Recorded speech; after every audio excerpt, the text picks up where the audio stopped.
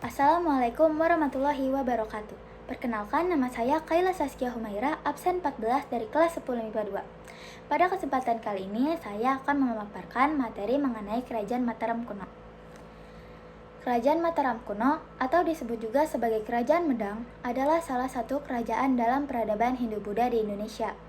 Kerajaan Mataram kuno berdiri pada abad ke-8 Masehi. Letak kerajaan. Kerajaan Mataram kuno berlokasi di pedalaman Jawa Tengah, di sekitar daerah yang banyak dialiri sungai. Letak ibu kota kerajaan secara tepat belum dapat dipastikan.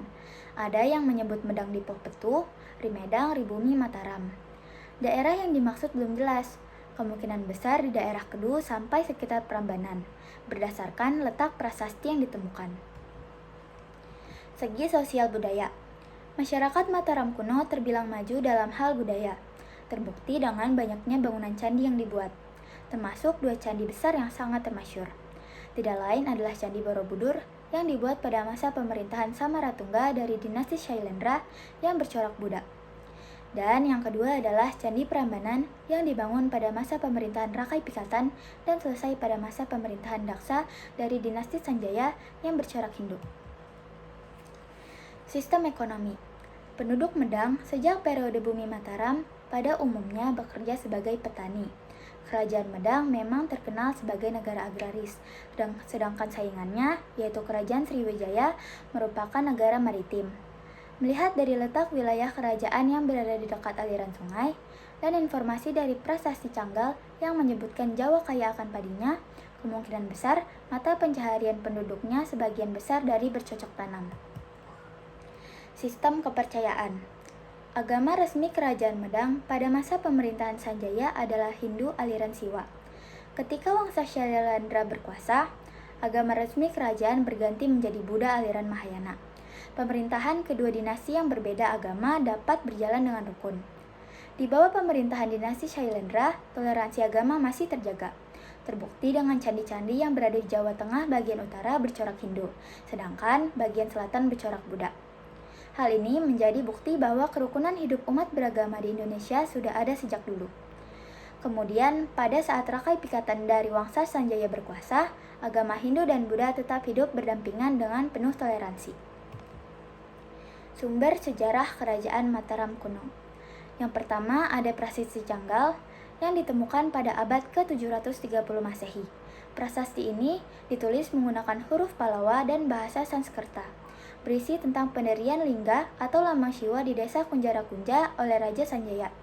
Prasasti ini juga berisikan tentang Jawa awalnya dipimpin oleh Raja Sana yang kemudian digantikan oleh putranya yang bernama Sanjaya. Dan yang kedua ada Prasasti Mantiasi yang ditemukan pada abad ke-907 Masehi. Prasasti ini ditulis menggunakan aksara dan berbahasa Jawa kuno, berisi tentang daftar silsilah Raja-Raja Mataram sebelum Raja Balitung. Prasasti ini dibuat sebagai upaya melegitimasi Balitung sebagai pewaris tahta yang sah, sehingga menyebutkan raja-raja sebelumnya yang berdaulat penuh atas wilayah Kerajaan Mataram kuno. Silsilah Raja-Raja Kerajaan Mataram kuno menurut teori Slamet Muljana. Ada 16 raja yang pernah memerintah Kerajaan Mataram kuno, dimulai dari raja pertama yaitu Raja Rakai Panangkaran yang memerintah sejak awal berkuasanya Wangsa Shailendra hingga ke Raja Dharma Wangsa Teguh yang memerintah hingga berakhirnya Kerajaan Mataram. Keruntuhan Kerajaan Mataram kuno. Runtuhnya Kerajaan Mataram kuno disebabkan oleh konflik eksternal dengan Kerajaan Sriwijaya. Hal ini bermula dari pengusiran Balaputradewa dari dinasti Shailendra dan kekalahannya dalam perebutan tahta dengan Rakai Pikatan dari dinasti Sanjaya. Serangan dari Kerajaan Mataram kuno terhadap Kerajaan Sriwijaya berhasil digagalkan dengan bantuan Cina.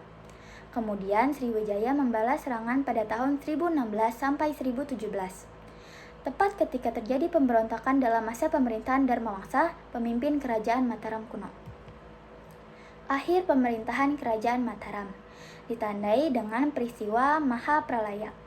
Mahapralaya adalah peristiwa hancurnya Istana Medang di Jawa Timur berdasarkan berita dalam Prasasti Pucangan. Sebagian sejarawan menyebut Kerajaan Medang runtuh pada tahun 1006, sedangkan yang lainnya menyebut tahun 1016. Raja terakhir Medang adalah Dharma Wangsa Teguh.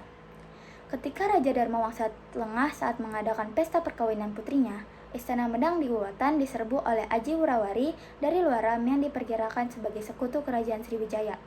Dalam peristiwa tersebut, Raja Dharmawangsa tewas. 3 tahun kemudian, seorang pangeran berdarah campuran Jawa Bali yang lolos dari peristiwa Mahapralaya tampil membangun kerajaan baru sebagai kelanjutan kerajaan Medang. Pangeran itu bernama Airlangga. Kerajaan yang ia dirikan kemudian lazim disebut dengan nama Kerajaan Kahuripan. Sekian materi yang dapat disampaikan oleh saya. Bila ada kesalahan kata, mohon dimaafkan. Wassalamualaikum warahmatullahi wabarakatuh.